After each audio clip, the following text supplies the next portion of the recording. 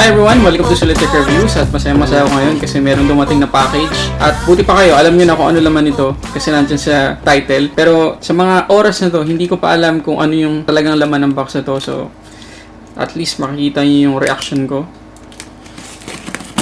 Nakadating lang nito guys, wala pang 30 minutes, actually wala pang atang 15 minutes yung dumating tong box nito.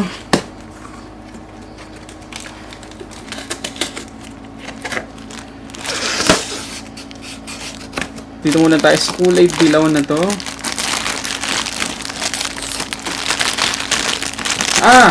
Large na hoodie. Ayan, large. Buti alam nila yung size ko.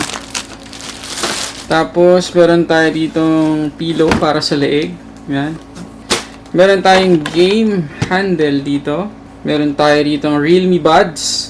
Ayos.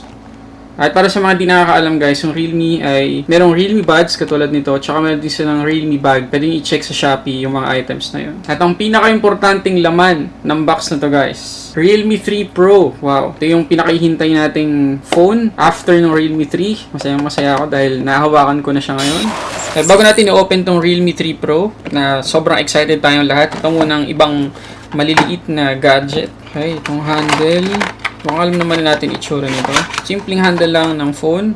Kasi itong Realme 3 Pro guys ay isang gaming phone. Yun talaga yung purpose ng phone na to. Pang gaming talaga siya. At magamit natin to mamaya. Okay? Magamit natin yan. Next ay yung kanyang earbuds. Isa natin. Pull natin to dito. Okay? Ganda ng presentation ha. Napaka-linis ng presentation. Proud to be young. Natin. So, dito yung kanyang cable. Tanggalin natin ang dahan-dahan.